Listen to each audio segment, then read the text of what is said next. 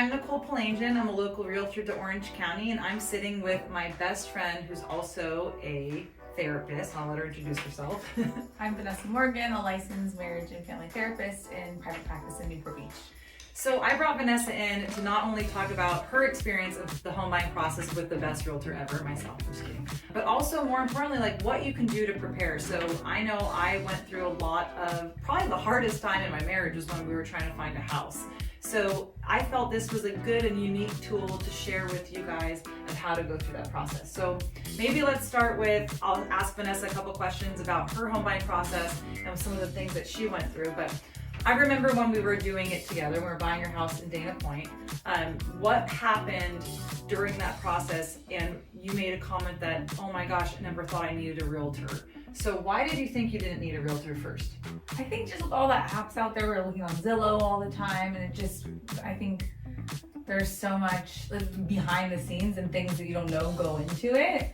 It just feels like such a straightforward process when it's not. Yeah, so you just go through the listing agent and you just feel like you get a deal and you find the houses. And I always tell people that's like the easiest part of my job is opening a door and searching the MLS, because I get a notification that works in your criteria. Obviously off market or pocket listings are a little different, but I remember you said that because we had to kind of renegotiate, an appraisal didn't come in. So you need a good person, a good realtor to negotiate the other side of how and what that looks like. And I know that's very stressful as a home buyer. Yes. Are there any things that you would say you would have liked or could have helped better prepare you? I mean, I think going into it with a certain mindset, right? It's like on one hand, it's a very emotional decision. You get really attached to certain houses or things that you want in a house. And then on the other hand, you kind of have to detach from the process and trust that it's going to turn out how it's supposed to turn out. So I think it's helpful having a realtor, it worked in my favor. That's also my best friend because I knew for sure you had our back. But I know you're like that with your other clients too. So just someone that could have my best interest and let me be emotional and want the certain houses, but also know keep telling me that hey, there's gonna be other houses if it's not this. Kind of like when I was dating.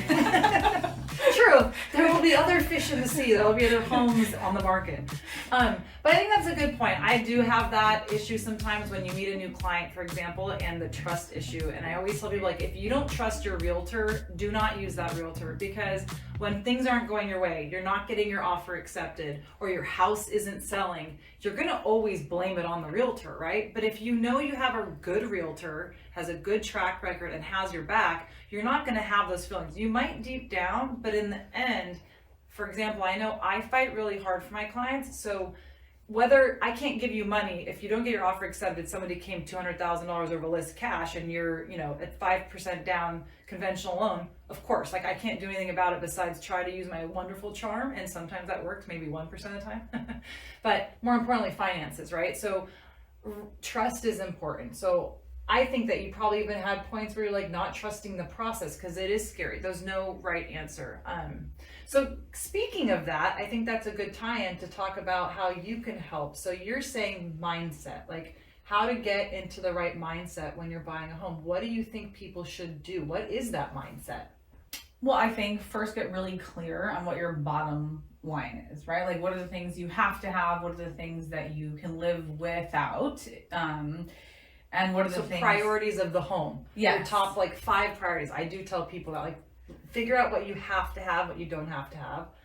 Yeah, and what you want out of a space. Do you want a space that you can entertain people in? Do you want a space? Just being really intentional, I think, is an important part of any commitment that people are about to make in buying a home. Is obviously so intentional is a good word. That's a great word. So it's not just also the looks, but it's also one thing that I find is finances, right?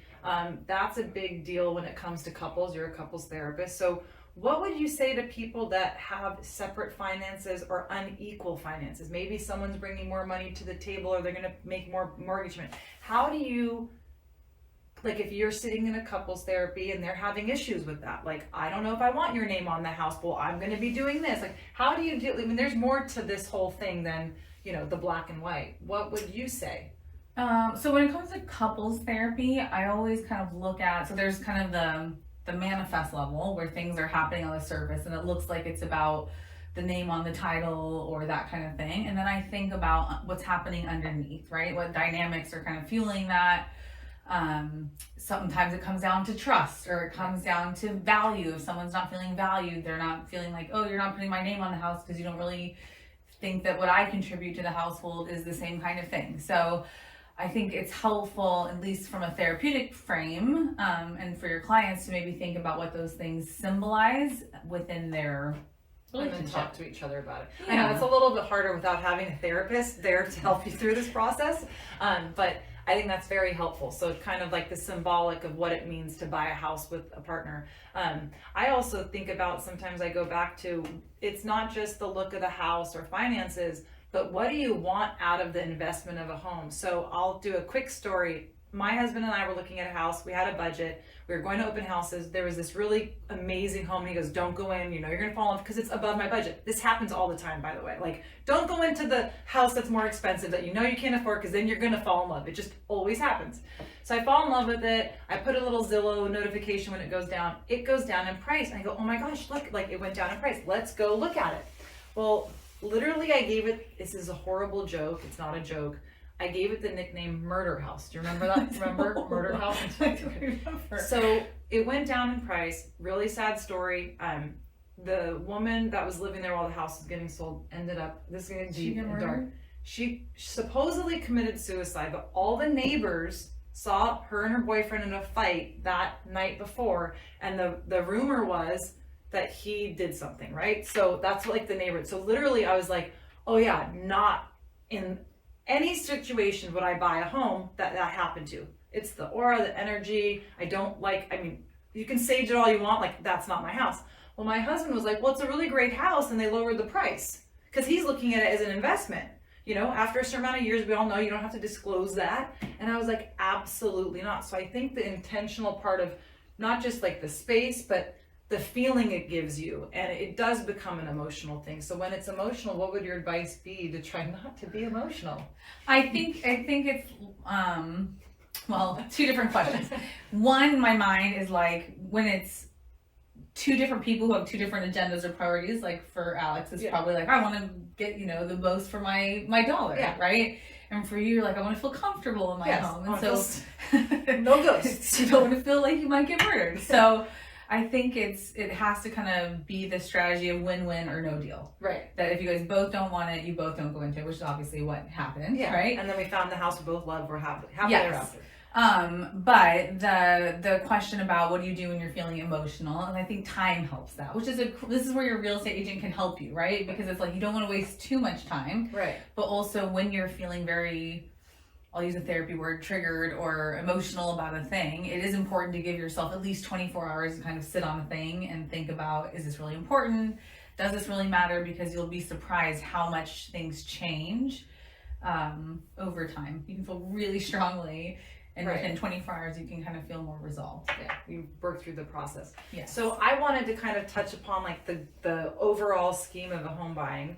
What do you think is probably the hardest thing when it comes to, I mean, we could talk about the couples thing, we could individual, about buying a house that people you could see going through the process yourself would need the most help on? Granted, everyone's different. It's kind of a general question, but. Yeah, I think managing expectations. I mean, you would probably know better than I would, like what based on your experience, all the different kind of struggles of the way that people struggle. I know in my experience, I think it was just like having hope that something was going to work out. Because I'd see all these homes. When we were buying a house, it was a very maybe different time than it is now. But it was very competitive, and everyone was going in there, and I would like immediately feel attached to a house, and then see people taking pictures of it and feel like, don't take a picture of my house. Right.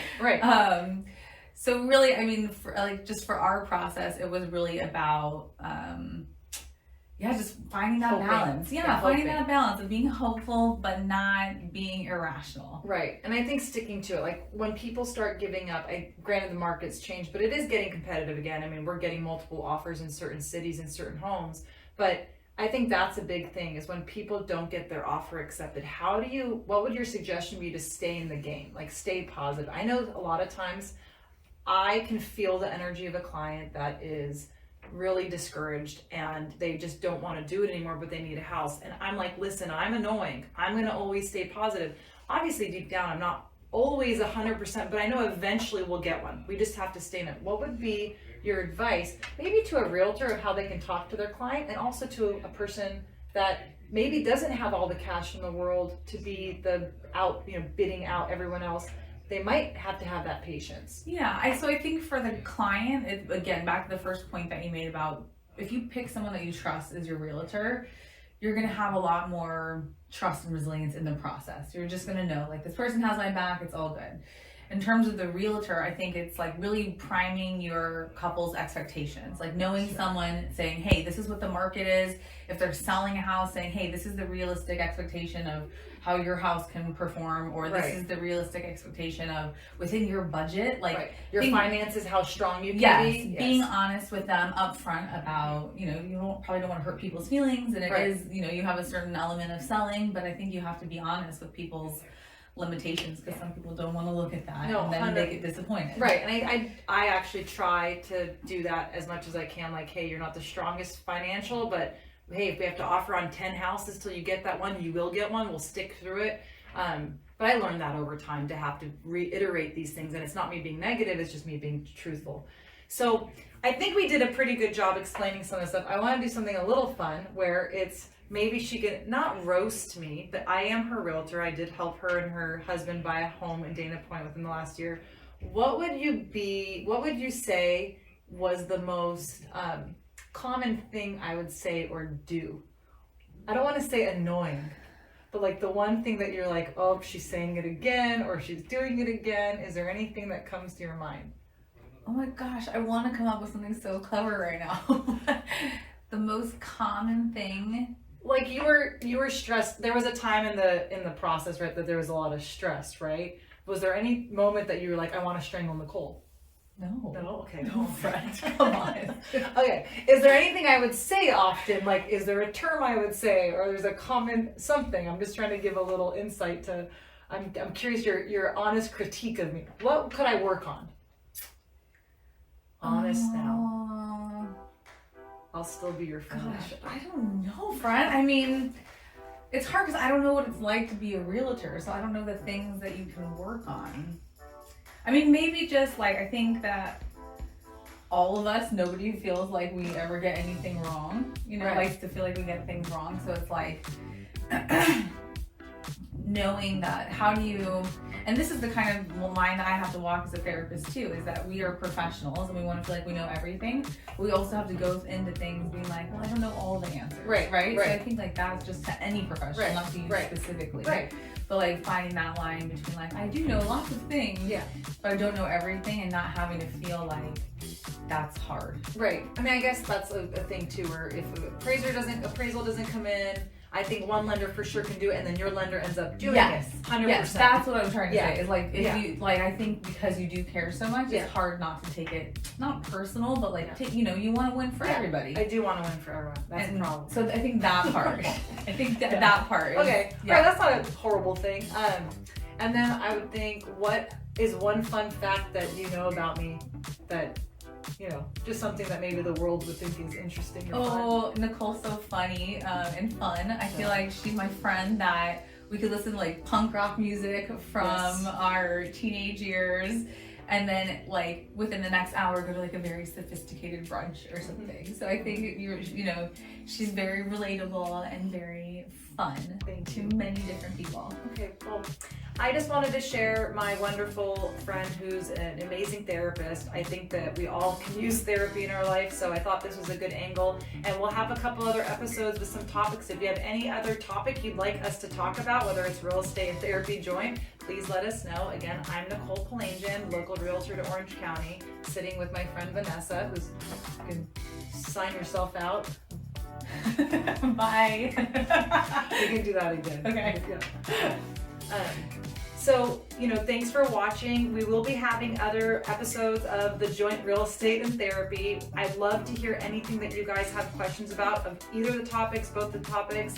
And sitting again, I'm Nicole Palanjian, local realtor to Orange County, with my friend Vanessa. Yes, feel free to send in any questions. We love to answer questions. Any excuse to like talk and hang out, please give them to us. Thanks so much.